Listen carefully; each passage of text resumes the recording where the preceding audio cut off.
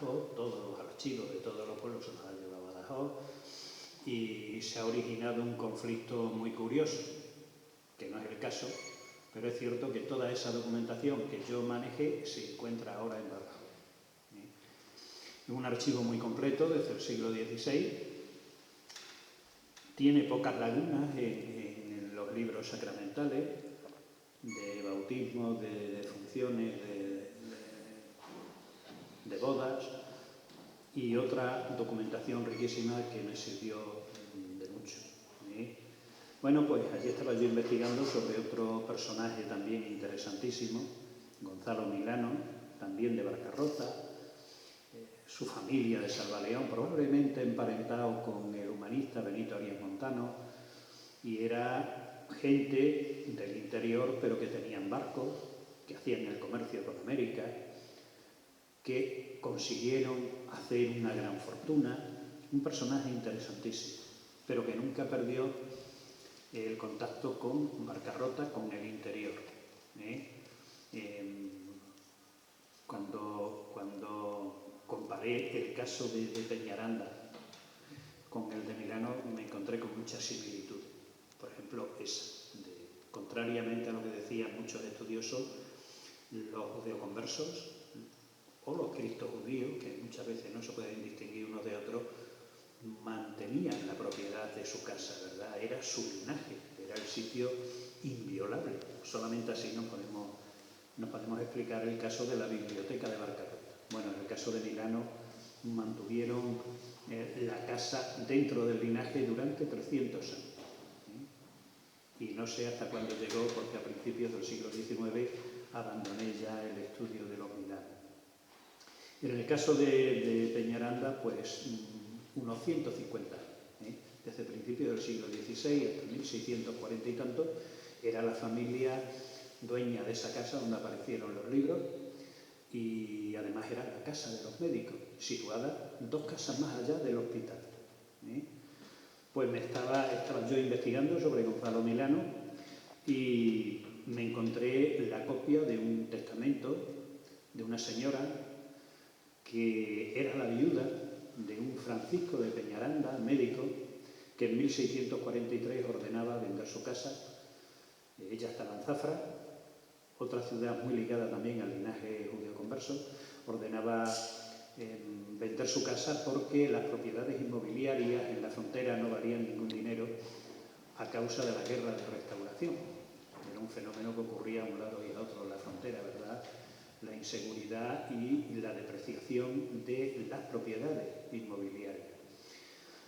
Y bueno, pues ahí me encontré la situación de la casa. Decía, la casa que se encuentra en el altozano de Nuestra Señora, enfrente de la iglesia de la Virgen del Soterraño, que era donde habían aparecido los libros.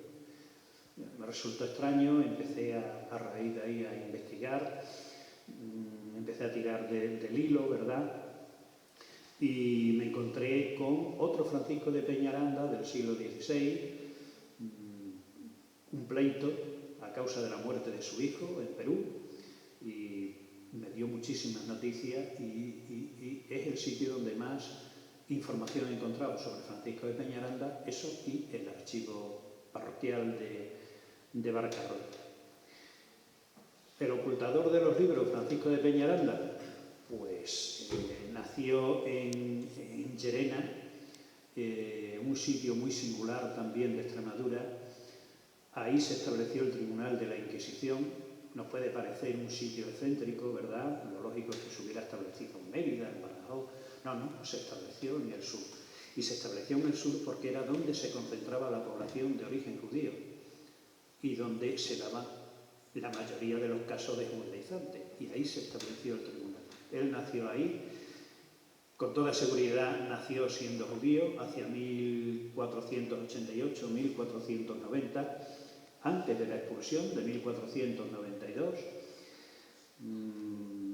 de familia también de judíos. Posteriormente averigüé que su familia había sido condenada por la Inquisición. De esa familia localicé 2 personas, 2 niños en esos momentos que podían ser, tiene que ser uno de ellos, ¿verdad? Pero también de familia de médicos. Tengo tengo que decir que a la hora de investigar me encontré 5 generaciones de médicos en la familia. 5 generaciones. El oficio de médico era propio de los judíos. Ya don Antonio Domínguez Ortiz decía que, salvo excepción en contrario, y que hay que explicar, todos los médicos de la época eran de origen judío.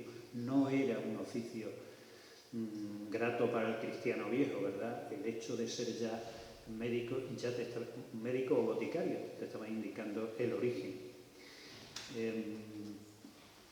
¿Cuándo esconde los libros? Bueno, él llega a Barcarrota, la primera referencia que encuentro en Barcarrota es sobre 1510. Hay unas cuantas referencias. En algún caso se le dice bachiller, nunca se dice que era médico. ¿Y cuándo esconde los libros? Los libros los esconde hacia 1557, entre primeros de año y marzo. Y en marzo de 1557, Francisco de Peñaranda aparece en Olivenza y aparece en el hospital, ¿cómo se llama? La Santa Casa de Misericordia de Olivenza, y tiene todo el aspecto de alguien que está en dificultades, ¿verdad? En el hospital de Olivenza, que era una institución muy parecida a la que él tenía, a la que él regentaba en Barcarrota, pues se le da ayuda, se le cede una parte del hospital con la condición de que abra una puerta hacia el exterior, lo cual quiere decir que estamos ante una situación de emergencia, ¿verdad? No es normal eso, que se le dé una casa dentro del hospital y él tiene que abrir la puerta. Le sigo la pista en Olivenza. Creo que fueron 3 o 4 años, luego desaparece de ahí. Son las últimas noticias seguras que tengo. Y posteriormente creo que es él. Me encuentro también en las casas de un hospital que eran propiedad de un hospital de Badajoz, a un Francisco de Peñaranda, con familiares que coinciden con los apellidos que generalmente utilizaban, que no eran habituales, y estamos hablando hacia 1570, es decir, en ese momento él tendría 82 años, que es una edad respetable para la época, pero no imposible, ¿verdad? Yo creo que esa es la última referencia, si es que ese Francisco de Peñaranda es del que estamos hablando.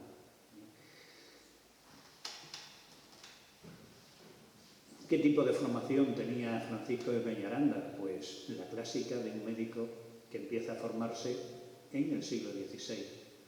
Aprender con sus familiares, aprender con su padre, seguramente. Aquel bachiller que fue condenado por la Inquisición a pagar una fuerte multa.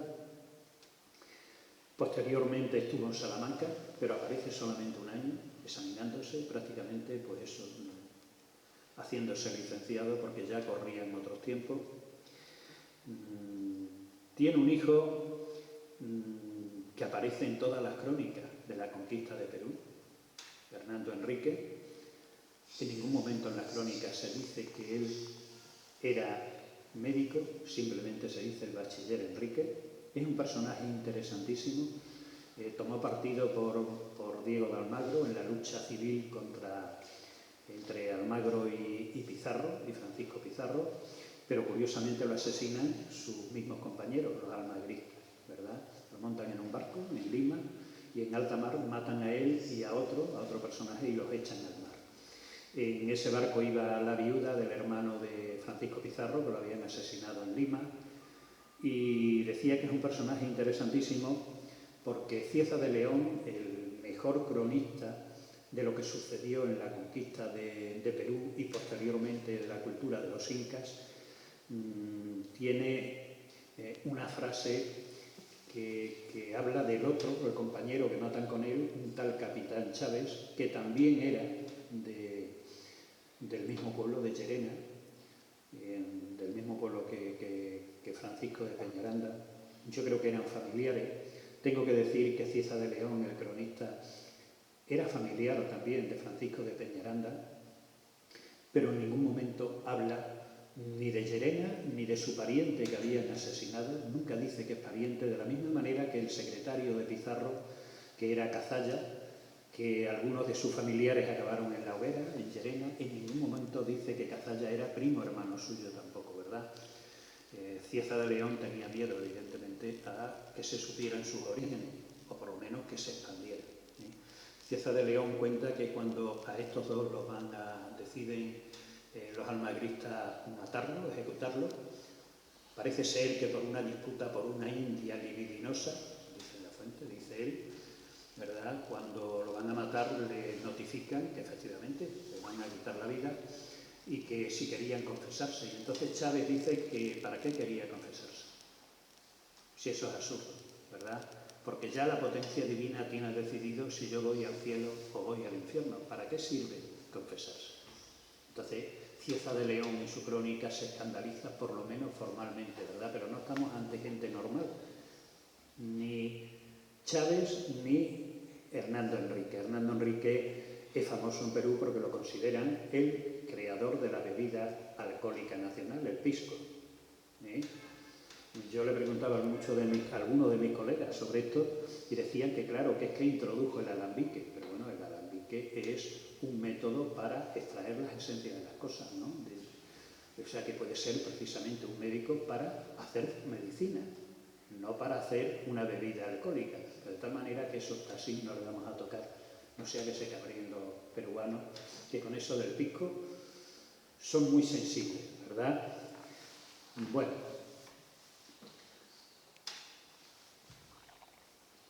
no era el único hijo que tenía Francisco de Peñaranda, médico. Hay otro personaje que también, yo diría que tiene hasta relación con él, ¿verdad? Tenía un hijo, Juan Sánchez, también médico, que ejerce de médico en Zafra. Por eso decía que era una ciudad que tenía mucha relación con Barcarrota y con la familia de los Peñaranda.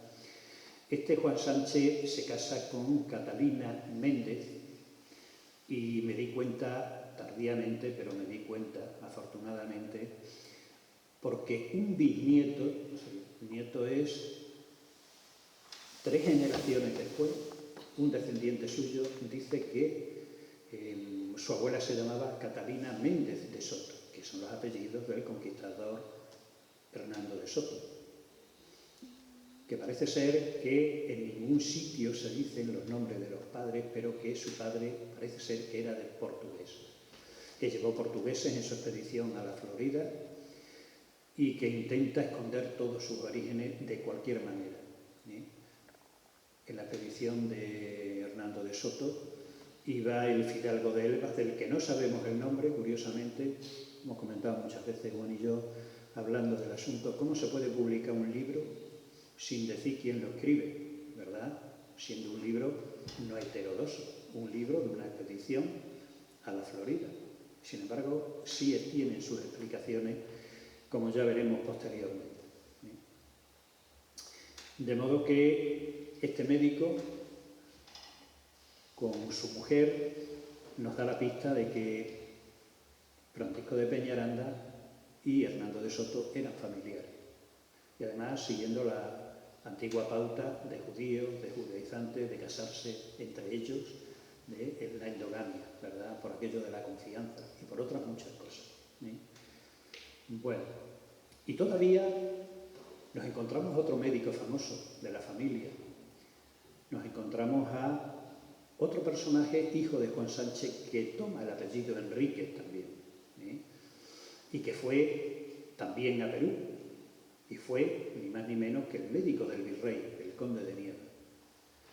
¿No? Estamos hablando de gente con una altura intelectual insospechada para la zona. Cuando hacía la investigación me di cuenta de que existe un tópico, ¿verdad? La zona atrasada de Extremadura, la más deprimida en el siglo XVI no era así, era todo lo contrario.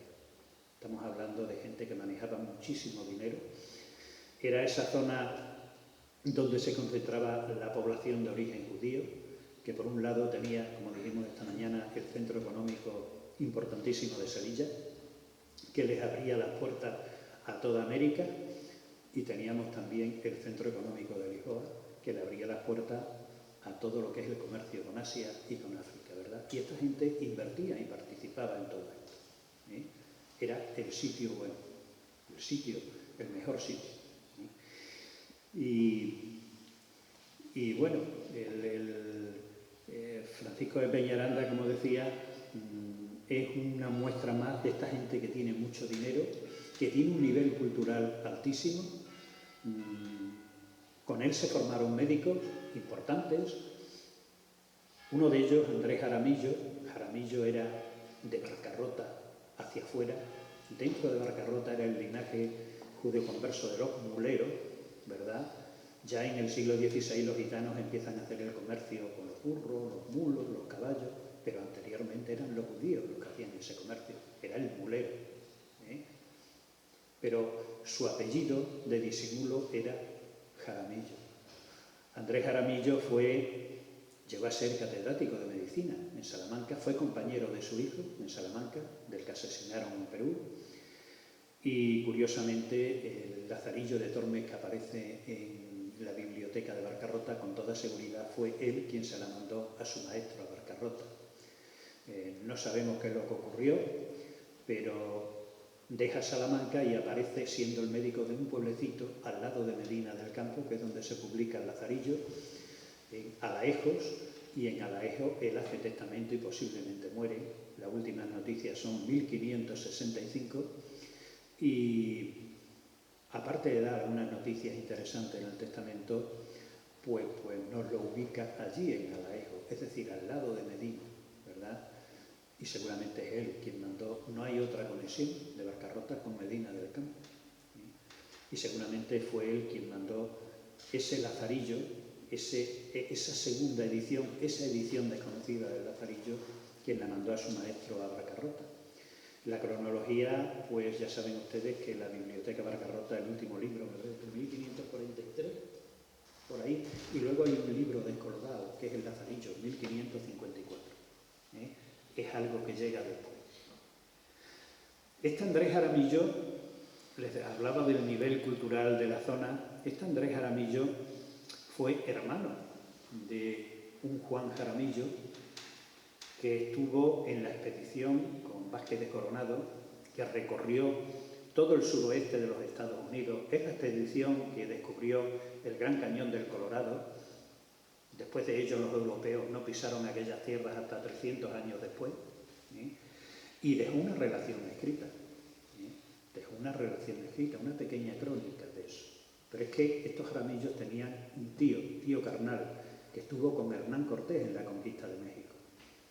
Y cuando Hernán Cortés se cansó de la Malinche, de la amante mexica, la amante azteca, la casó con su amigo, con Andrés Jaramillo. Se convirtió en el hombre más rico de la Nueva España, el hombre más rico de México. Es decir, estamos hablando de gente que no eran unos cualquiera, que no eran esos muertos de hambre, ¿verdad?, que según la tradición pasaba en América, no, era gente que tenía una trayectoria, que tenía un nivel cultural muy alto. Yo cada vez que hablo de la biblioteca de Barcarrota recuerdo un caso, el único caso que yo conozco de mayorazgo de libros, es decir, un legado de libros que no se puede dividir y que se tiene que transmitir dentro de la estirpe, y es precisamente del maestre de uno de los barcos del último viaje de Colón, uno de los subordinados a Cristóbal Colón, ¿verdad? Ese cuarto viaje que desde el punto de vista geográfico fue interesantísimo, desde el punto de vista económico fue un desastre, cuando naufragan todos en Jamaica y cuando para poder salvarse mandan un emisario que hace una auténtica hazaña montado en una canoa, va desde Jamaica hasta lo que hoy día es la República Dominicana, hasta tal punto que cuando se murió, se murió 30 y tantos años después en Valladolid, grabaron la canoa en su sepulcro, ¿verdad? Porque aquello fue una auténtica hazaña. Era de origen judío también y queda dicho en su testamento que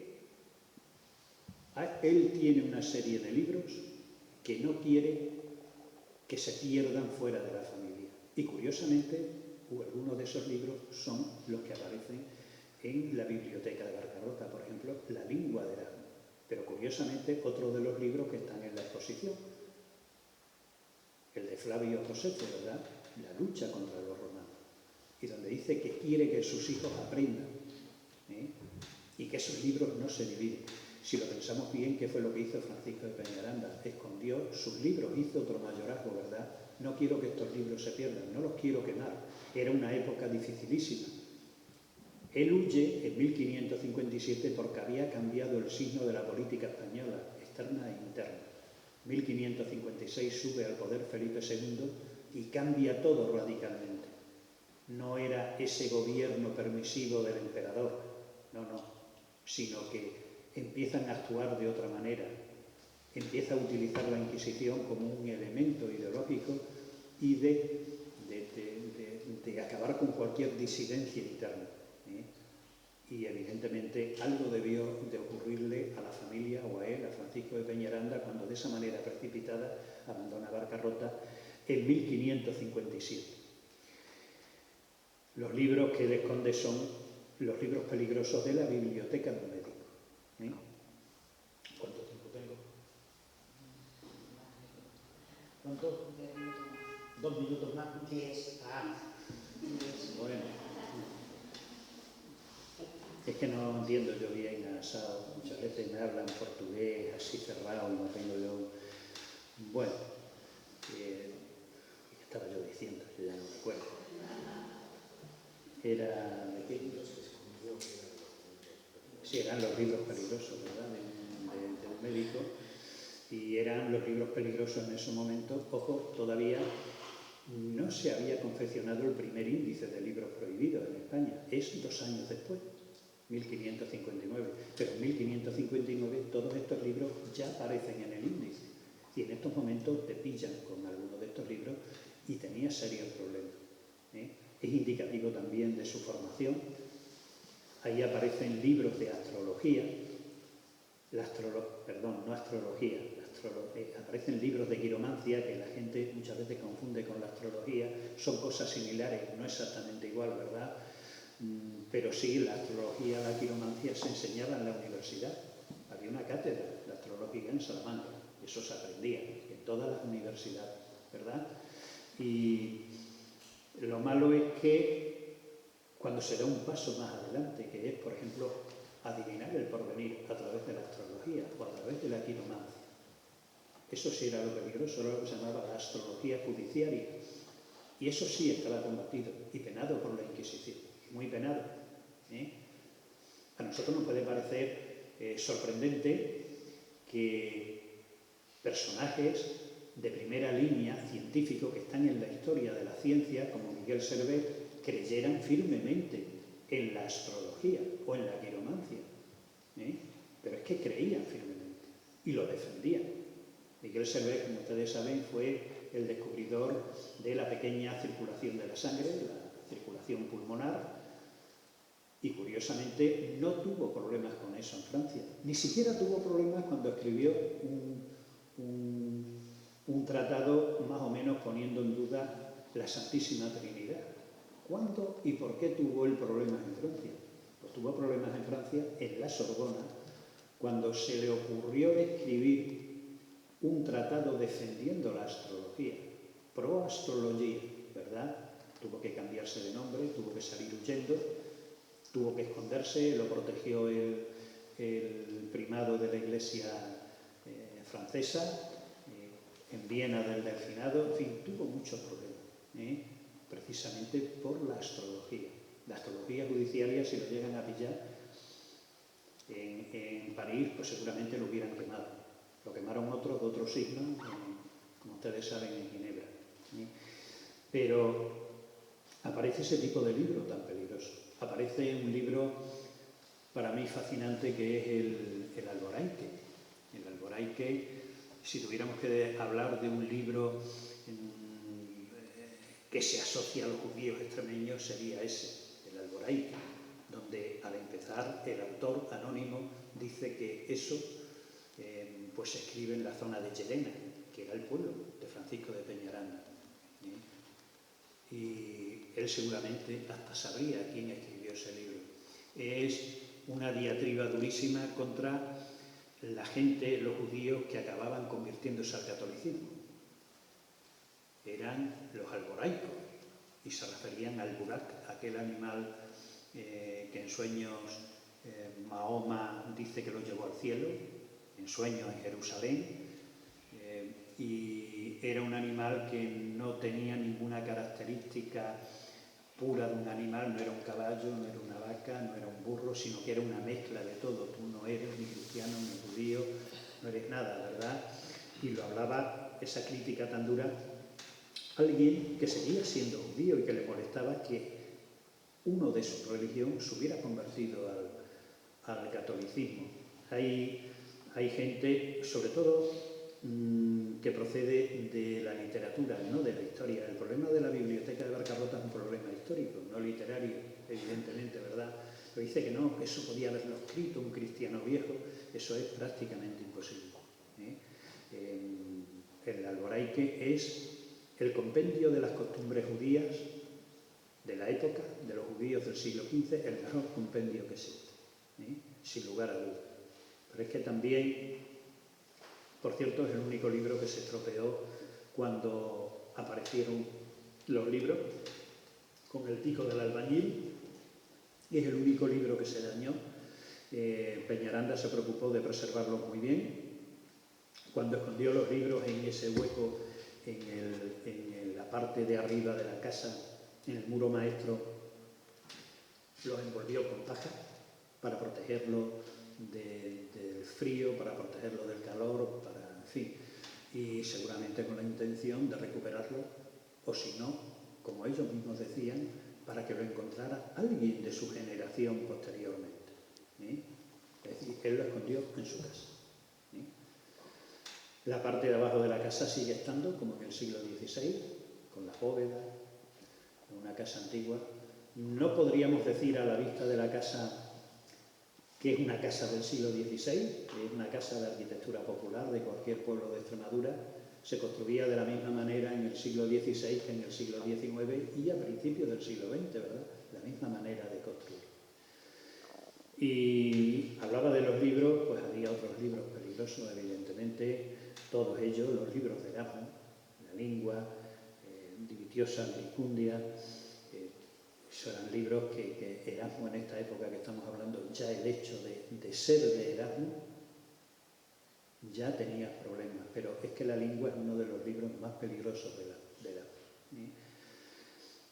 Apareció también, por lo que respecta a Portugal, la oración de la emparedada, como se dice en portugués, orasada da emparedada, a muy devota, orasada da emparedada, ¿verdad? Es un libro, si es que eso se puede llamar un libro, es una especie de amuleto que, a pesar de ser un pequeño libro de oraciones, el médico, curiosamente el médico, se encargaba de hablar o de pronunciarlas. Incluso ahí se habla hablando de Jesucristo, se habla del divino médico, ¿verdad? Siempre es la clave del sanar. Y ahí pues es un librito que aparece citado por muchos de nuestros clásicos del siglo de oro, pero que no se había conservado ninguno. Este que se encontró ahí es el primero y el único que existe y estaba en portugués. Fue una auténtica conmoción. Hemos hablado del Lazarillo, pero antes de acabar, porque se acaba el tiempo, claro, se acaba el tiempo, entonces me gustaría señalar un elemento fundamental en la biblioteca de Barcarrota, como es la nómina, que aparece por ahí reproducida en los folletos que se han hecho, ¿verdad? Una nómina era una especie de amuleto que también tenía poderes curativos, tanto la nómina como la oración de la emparedada, se le pasaba a los enfermos por encima, ¿verdad? Es una especie de amuleto que se llevaba en una bolsa de cuero generalmente cuando la gente hacía viajes largos. No es morisco, no es cristiano, no es judío y lo es todo a la vez. Es decir, amuletos de este tipo lo llevaba todo el mundo. Lo malo es ese tipo de amuleto con esas connotaciones hebreas, judías, ¿verdad?